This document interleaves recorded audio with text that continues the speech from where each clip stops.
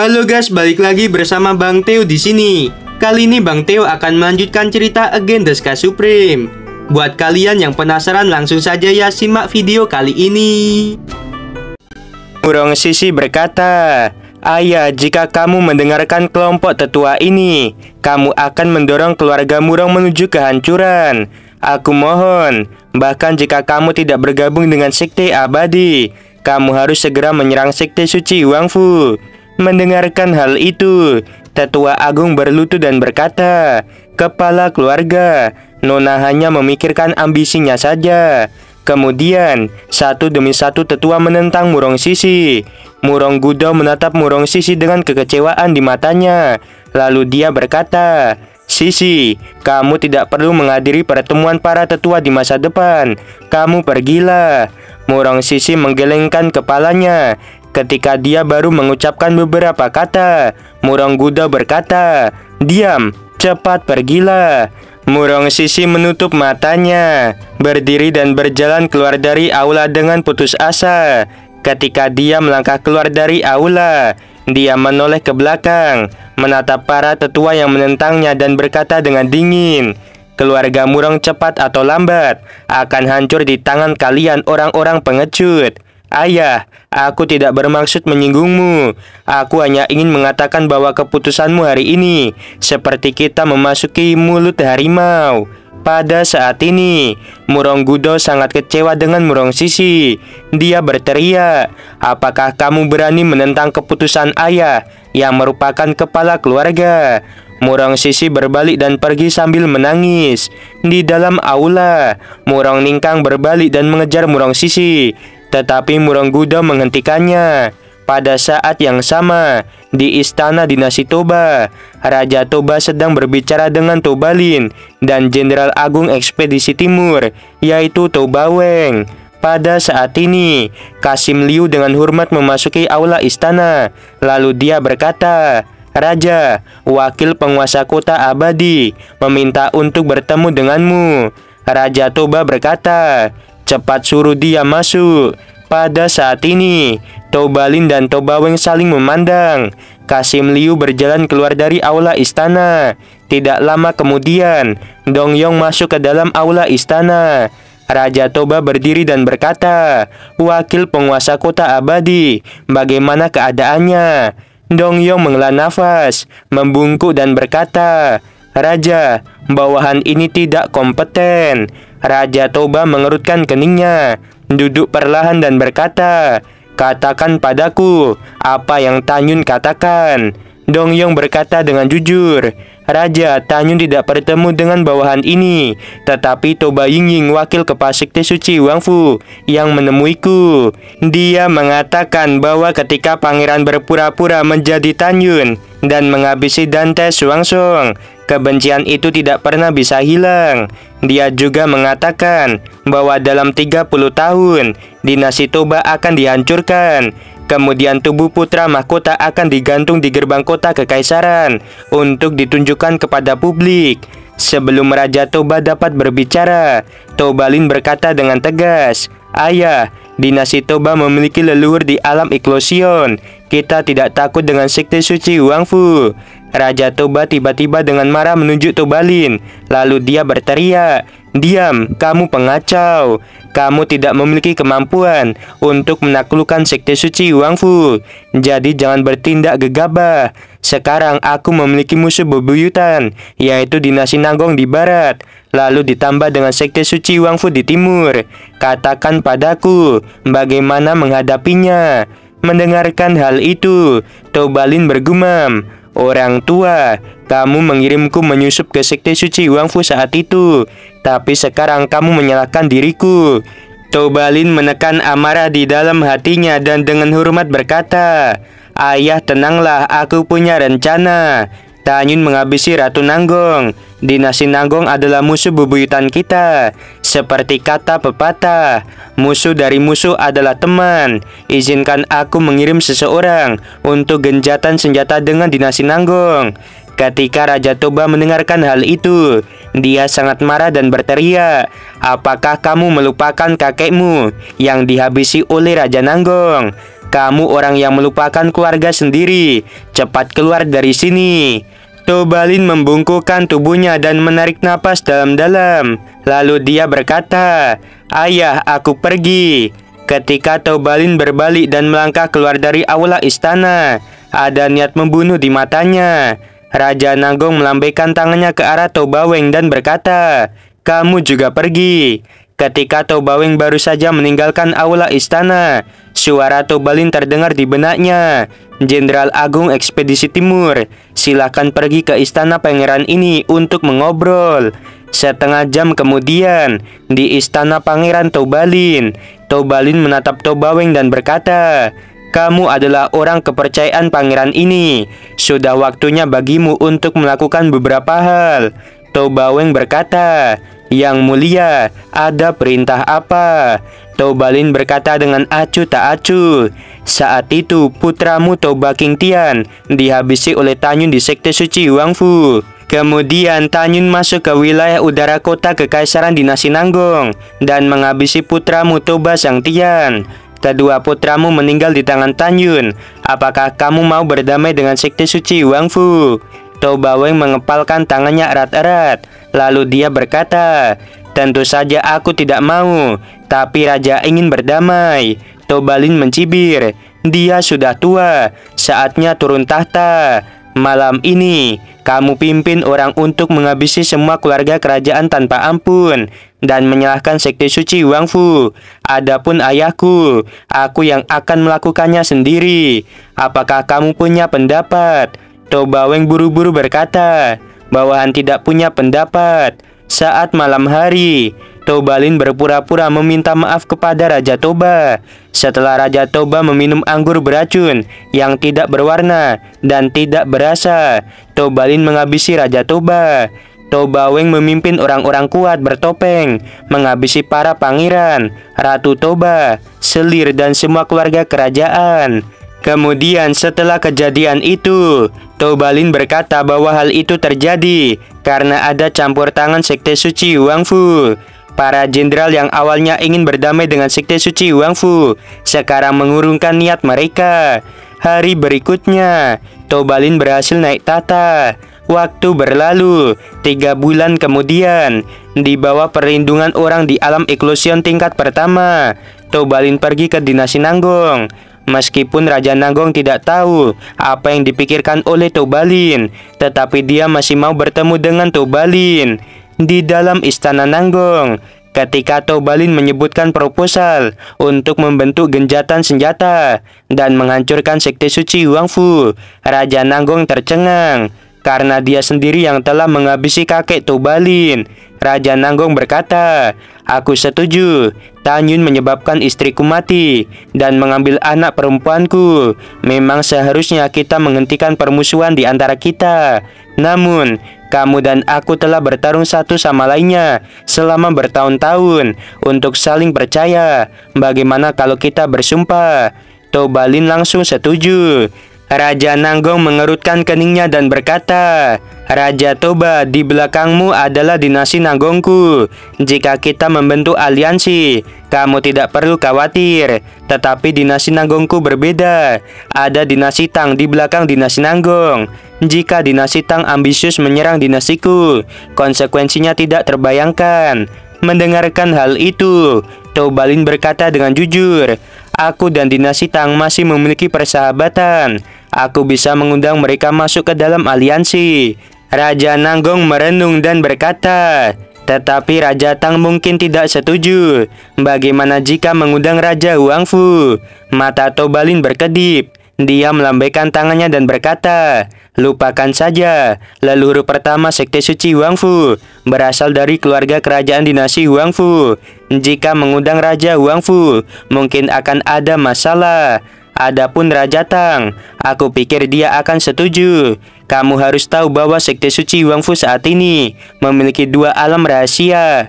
Aku pikir Tang Yongsheng akan sangat tertarik. Namun, kita juga akan membentuk aliansi dengan Sekte Abadi. Setelah Sekte Suci Wangfu dihancurkan, Sekte Abadi juga akan dihancurkan.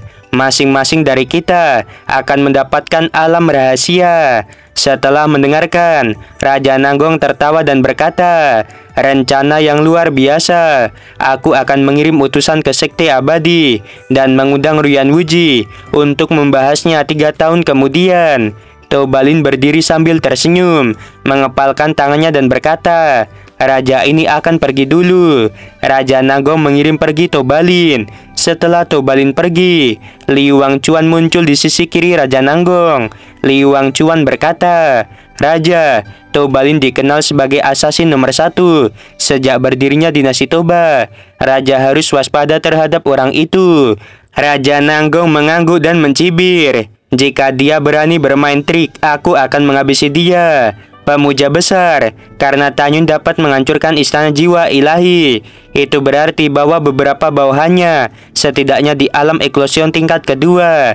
Semoga leluhurku juga keluar dari pengasingan. Mendengarkan hal itu, Li Wangchuan mengerutkan keningnya dan berkata, "Raja, pamanku berada di alam eklosion tingkat kedua 10.000 tahun yang lalu. Hanya saja, dia tidak ingin diganggu jika dinasti Nanggong tidak dalam keadaan sangat genting." Setelah Raja Nanggong menghela nafas, dia mengeluarkan surat dari dadanya dan menyerahkannya kepada Li Wangchuan. Lalu dia berkata, "Pergi ke Zhongnan Xiangshan, temui leluhurku, dan berikan surat ini kepadanya." Setelah Li Wangchuan menyimpan surat itu, dia menghilang begitu saja. Pada saat yang sama, di dinasti Tang, Tan Xingning yang mengenakan seragam penjara, dia telah meminum pil perpanjangan hidup, pil mengistirahatkan jiwa, dan pil pembaruan kolam spiritual. Dia berdiri di sudut penjara, membaca surat yang ditulis Tanyun kepadanya. Itu membuat air mata tidak bisa berhenti menetes. Surat itu bertuliskan seperti ini, "Xingning, maafkan aku, karena aku membuatmu berkorban banyak. Ini waktunya untuk memberitahumu. Mengyi adalah putri dari dinasti Mufeng, dan kamu harus tahu bahwa keluarga Tang yang menghabisi ayahnya dan semua keluarga kerajaan. Mengyi adalah tunanganku. Terima kasih atas cintamu padaku. Aku harap kamu tidak melakukan hal-hal bodoh lagi setelah minum pil yang aku berikan. Aku harus jujur padamu. Aku menyukaimu, dan aku juga tersentuh olehmu.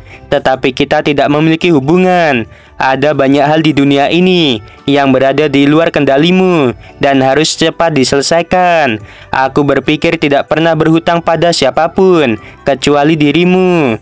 Tangan Tang Xingning gemetar. Air mata menetes satu persatu di atas surat. Tang Xingning berkata, "Semua ini adalah pembalasan atas dosa-dosaku sendiri. Tanyun, aku tidak menyalahkanmu. Aku benar-benar tidak menyalahkanmu." Tang Xingning tidak benar-benar menyalahkan Tanyun karena dia mengerti bahwa Mu Mengyi memiliki persetujuan darah yang mendalam dengan keluarga Tang. Pada saat ini, Tang Xingning memikirkan penghapusan kolam spiritualnya oleh ayahnya sendiri. Kepala sipir berkata, "Putri ke-9, Raja telah menyetujui supaya kamu keluar dari penjara."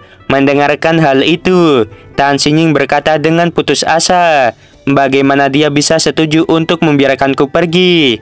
Kepala sipir berkata, "Untuk menyelamatkanmu, Pangeran ke-6 setuju dengan Pangeran pertama dan Pangeran ketiga untuk mundur dari kompetisi memperebutkan putra mahkota. Kemarin Pangeran pertama dan Pangeran ketiga bersama-sama menandatangani surat meminta Raja untuk mengampuni dirimu." Setelah mendengarkan, Tan Xingning mengerucutkan bibirnya dan berkata, "Di mana kakak ke-6ku?" Kepala sipir berkata, "Pangeran ke-6 menjaga gerbang perbatasan." Tan Xingning tampaknya telah membuat keputusan.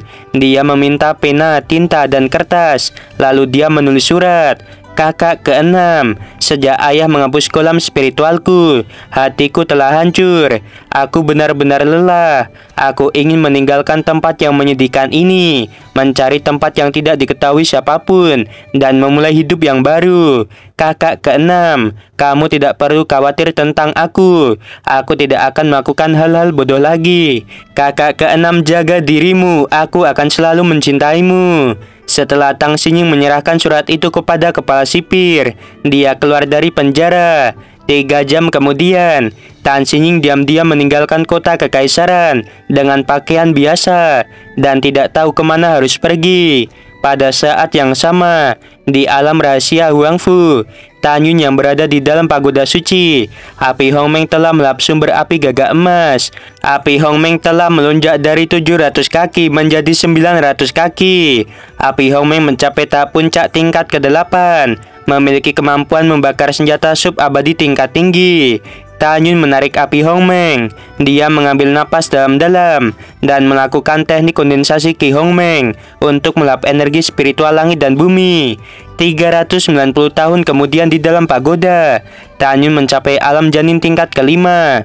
Total Tan Yun telah menghabiskan 480 tahun di dalam pagoda, jika di dunia luar baru 2 tahun. Pada saat ini, di istana dinasti Toba, Tobalin mengadakan perjamuan besar, menghibur Raja Tang yaitu Tang Yongsheng, Raja Nanggong yaitu Nanggong Qingqian, dan Kepala Sekte Abadi yaitu Ruyan Wuji. Mereka membahas mengenai rencana untuk menyerang Sekte Suci Huangfu. Tobalin bangkit perlahan, mengepalkan tangannya ke arah mereka bertiga dan berkata, "Raja ini mengusulkan agar kita masing-masing mengirim beberapa orang kuat di alam eklosion. Setelah Sekte Suci Huangfu dikalahkan, kita akan membagi harta rampasan sesuai dengan orang kuat yang kita kirim." Raja Nanggong berkata, "Ya, aku setuju." Tang Yongsheng berkata, "Aku juga setuju." Ruyan Wuji juga menganggukkan kepalanya. Ruyan Wuji tahu dengan sikap tegas Tan Yun, mungkin suatu hari nanti Sekte Suci Huangfu akan menyerang Sekte Abadi. Sekarang dia hanya ingin menyatukan 3 dinasti dan menghancurkan Sekte Suci Huangfu. Tang Yongsheng yang kekar, dia berkata dengan nada mendominasi, "Keluarga Tangku memiliki orang di alam eklosion tingkat kedua dan ketiga. Selain itu, ada 3 orang di alam janin tingkat sempurna, 3 orang di tingkat ke-9, dan 4 orang di tingkat ke-8. Raja Nanggong tertawa dan berkata, "Dinasti Nanggong memiliki orang di alam eklosion tingkat ke-4, 6 orang di alam janin tingkat ke-7, dan 4 orang di alam janin tingkat ke-6. Ketika ketiganya mendengarkan kata-kata itu, mereka terkejut.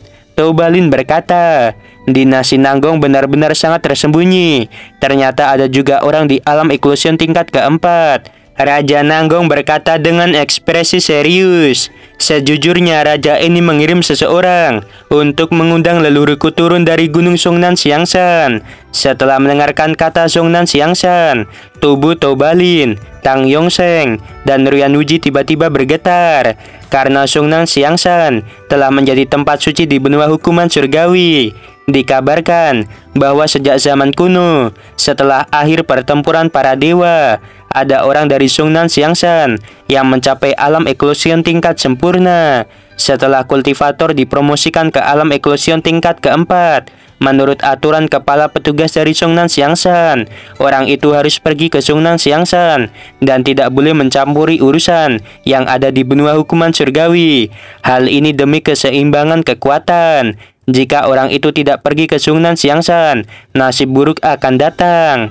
Pada saat ini, Tobalin, Tang Yongsheng, dan Ruyan Wuji semakin dikejutkan oleh leluhur Raja Nanggong yang akan turun dari Songnan Xiangshan. Karena begitu memasuki Songnan Xiangshan, tidak akan diizinkan keluar dari sana, kecuali mendapatkan izin dari kepala petugas atau orang penting lainnya.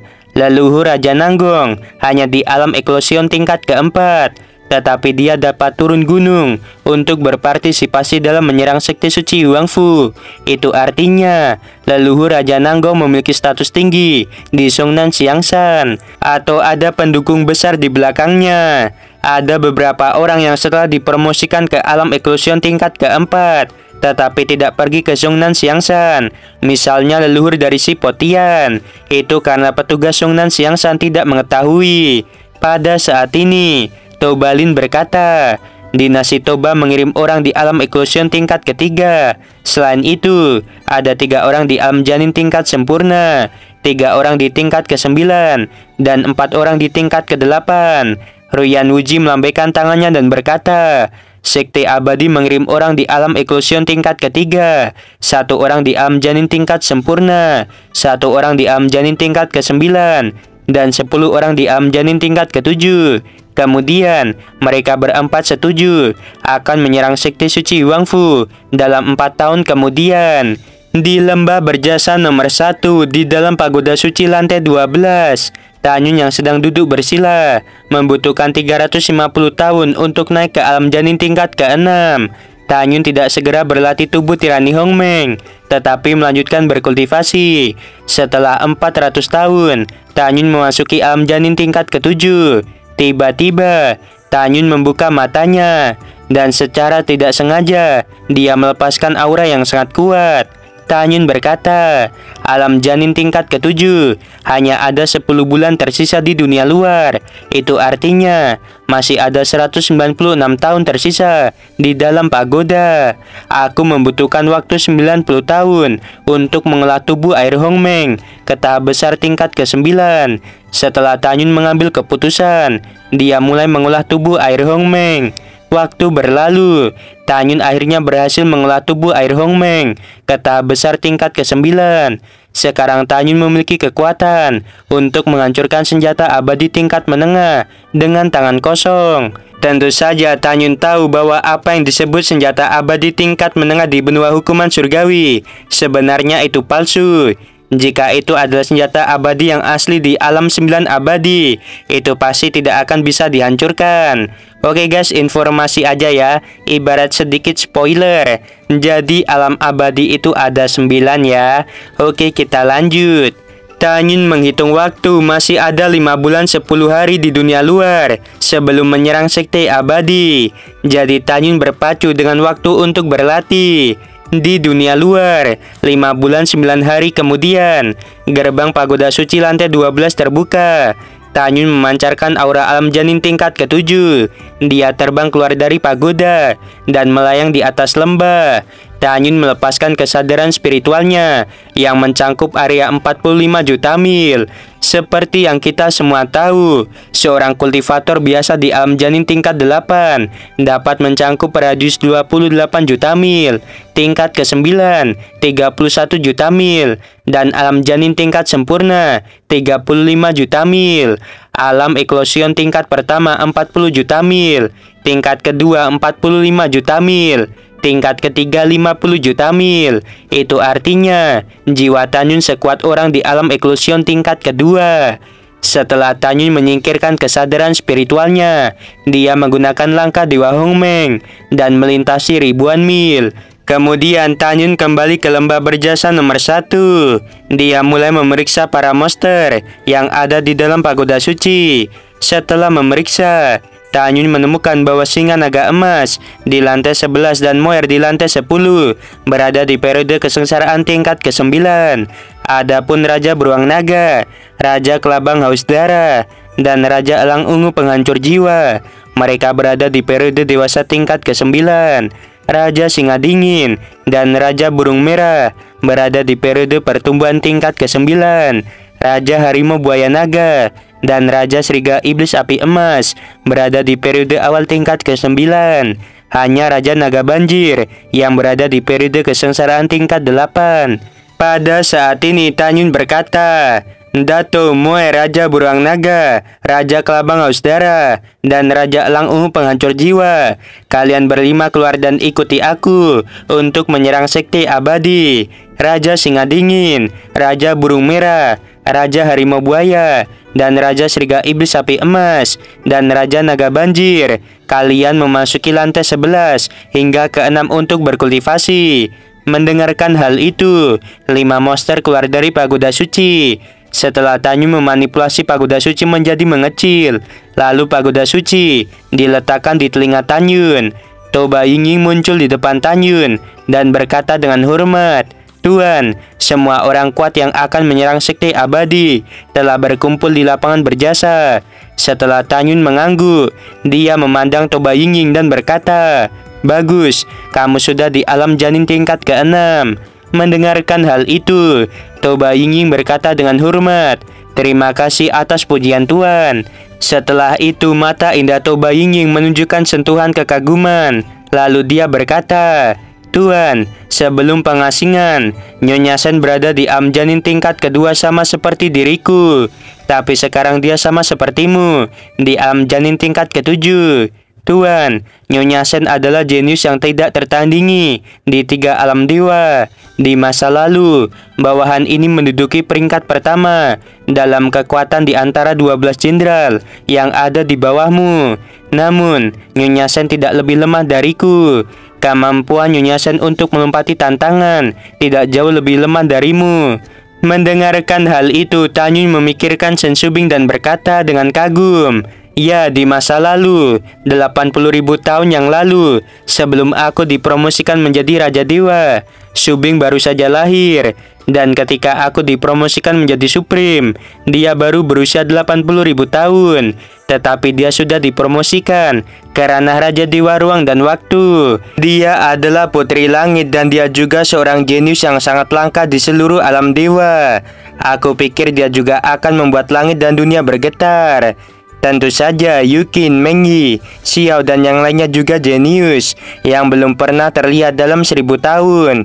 Setelah mengagumi, Tanyun berkata lagi, "Ayo pergi ke lapangan berjasa." Setelah beberapa saat, Tanyun dan Toba Yingying muncul di lapangan berjasa. Sen Subing, Nanggong Yukin, Mu Mengyi, Song Xiao serta Dante Xianer berdiri di depan orang-orang kuat. Sekarang, semua orang hanya tahu bahwa wakil Kepala Sekte memanggil Sen Subing dengan sebutan Nyonya. Mereka tidak tahu apa yang terjadi pada Sen Subing. Selain itu, semua orang tahu bahwa 5 gadis cantik dengan bakat luar biasa semuanya adalah tunangan Tanyun. Karena itu, tidak ada yang berani berdiri di depan kelima gadis itu. Di belakang 5 gadis itu, ada Tianlao, Wei Kuan, Huang Fuguchong, Song Wixin, Shen Shuzhen, dan Sui Zian. Di belakang 6 orang itu, ada 10 orang di alam janin tingkat kelima, termasuk 5 dari organisasi Assassin dan organisasi hukuman surgawi. Ada juga 21 orang di alam janin tingkat keempat. Ada juga leluhur penegak hukum, serta 160 orang di alam janin tingkat pertama hingga tingkat ketiga. Tanyun melirik semua orang dan menemukan bahwa Tianlao, Wei Kuan, Huang Fuguchong, Song Wixin, Sen Subing, dan Sen Shuzhen sama dengan dirinya di alam janin tingkat ke-7. Toba Yingying, Nanggong Yukin, serta Dante Xianer di alam janin tingkat ke-6. Mu Mengyi, Zhong Xiao, Sui Zian, dan Nanggong Ruksui di alam janin tingkat kelima. Tanyun merenung sedikit dan berkata, "Besok di awal tengah hari, kita akan menggunakan formasi teleportasi menuju ke alam rahasia jiwa ilahi, kemudian pergi ke sekte abadi. Tapi kali ini, mereka yang ranahnya lebih rendah dari alam janin tingkat ke-6 tidak perlu pergi, tetap di sekte dan terus berlatih. Apakah kalian mengerti?" Ketika semua orang mendengar kata-kata itu, mereka berkata serempak, "Dimengerti." Setelah kebanyakan orang pergi, Sui Zian cemberut dan berkata dengan tidak puas, "Kakak Mengyi dan kakak Xiao, meskipun kita di alam janin tingkat kelima, tetapi kita memiliki kemampuan yang setara dengan alam janin tingkat ke-8, bahkan tingkat ke-9. Mengapa kita tidak boleh pergi?" Tanyun berkata sambil tersenyum, "Xian, kamu berkultivasi dengan lebih keras agar bisa membantuku menghabisi musuh di masa depan." Mu Mengyi, Song Xiao, Sui Zian, dan Nanggong Ruksui mereka pergi setelah menyapa Sen Subing dan Nanggong Yukin. Tanyun berkata, "Yingying, di mana kera tua itu? Apakah dia sudah dipromosikan ke periode awal tingkat ke-10 atau belum?" Toba Yingying berkata, "Tuan, kera tua itu pada dasarnya keras kepala. Setelah dia keluar dari pengasingan lebih dari 2 jam yang lalu, dia pergi melalui formasi teleportasi untuk bermain di alam rahasia jiwa ilahi. Menurut waktu, dia seharusnya sudah kembali. Selain itu, kera tua juga sudah berada di periode awal tingkat ke-10. Mendengarkan hal itu, Tanyun berkata sambil tersenyum, "Aku sekarang telah mengambil kembali pedang pembantai Dewa Hongmeng. Dengan kemampuanku saat ini, aku memiliki kekuatan yang cukup untuk melawan orang di alam eklosion tingkat ketiga. Dengan kekuatan kera tua, dia dapat mengalahkan orang di alam eklosion tingkat kelima biasa. Sekte abadi pasti dihancurkan." Pada saat ini, Shen Subing tersenyum dan berkata, Tanyun, aku juga memiliki kekuatan yang sebanding dengan orang di alam eklusion tingkat ketiga. Tanyun melingkarkan tangannya di pinggang Shen Subing. Ketika dia ingin mengatakan sesuatu, dia tiba-tiba merasakan aura kera iblis dan sebuah suara terdengar. Tuan, sekelompok musuh memasuki pegunungan hukuman surgawi. Di antara mereka ada Raja Nanggong, Tobalin, Royan Wuji, dan seorang pria dengan pakaian mewah yang dipanggil sebagai Raja Tang. Orang itu berada di alam eklusion tingkat kedua. Seharusnya dia Tang Yongsheng yang menghabisi keluarga kerajaan Nyonya Mengyi. Ada juga 5 orang di alam eklusion, termasuk 1 orang di alam eklusion tingkat keempat, 3 di alam eklusion tingkat ketiga, dan 1 di alam eklusion tingkat kedua. Selain itu, ada 7 orang di alam janin tingkat sempurna, 7 orang di tingkat ke-9, 8 orang di tingkat 8, 16 orang di tingkat ke-7, dan 4 orang di tingkat ke-6. Sebelum kera iblis selesai berbicara, Mu Mengyi kembali dengan air mata dan berkata, Tanyun, kamu harus menangkap Tang Yongsheng dan tanyakan di mana ibuku. Tanyun menganggukkan kepalanya. Segera, kesadaran spiritual Tanyun menyelimuti Tianlao, Wei Kuan, Huang Fuguchong, Song Huixin, dan Shen Shushen yang baru saja pergi. Lalu dia berkata dengan tegas, Sekte suci Huangfu dikepung oleh musuh. Sekarang kita akan pergi ke gerbang keluar alam rahasia. Kita akan keluar menghabisi mereka. Setelah berbicara, dalam beberapa tarikan napas, Shen Shushen dan 4 orang lainnya muncul di lapangan berjasa. Tanyun berkata, naik ke punggung Dato. Semua orang naik ke punggung singa naga emas. Singa naga emas melesat ke langit. Butuh 1 jam untuk mencapai gerbang keluar alam rahasia dan bertemu dengan kera iblis. Mu Mengyi tidak sabar melepaskan kesadaran spiritualnya. Lalu dia berkata, Kera tua, di mana musuhnya? Kera iblis berkata, Nyonya Mengyi, musuh masih di perbatasan dinasti Toba dan pegunungan hukuman surgawi. Sekarang berjarak 58 juta mil dari sekte. Mereka mengendarai perahu roh dengan sangat cepat. Diperkirakan mereka bisa tiba dalam 5 jam. Setelah Mu Mengyi mendengarkannya, dia segera membiarkan kera iblis membadatkan gambar ingatan tentang penampilan Raja Tang. Dan itu benar bahwa orang itu adalah Tang Yongsheng. Namun pada saat ini, Tanyun melihat penampilan Tang Yongsheng, tiba-tiba mengerutkan keningnya dan bergumam, mengapa aku merasa bahwa penampilan Tang Yongsheng tidak terlalu mirip dengan Tang Xingning, tetapi agak mirip dengan Mengyi.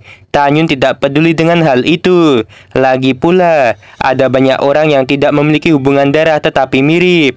Tanyun berkata, Mengyi, jangan sedih. Aku pasti akan membahaskan dendammu. Mengyi mengangguk dengan tegas. Tanyun berkata, Mengyi, jangan tinggalkan alam rahasia. Itu tidak akan aman. Tetaplah di tempatmu dan keluarlah setelah mendengarkan perintahku. Tidak ada yang bisa bertindak tanpa perintahku. Waktunya Saweria dari Doni Prasetyo. Semangat bang.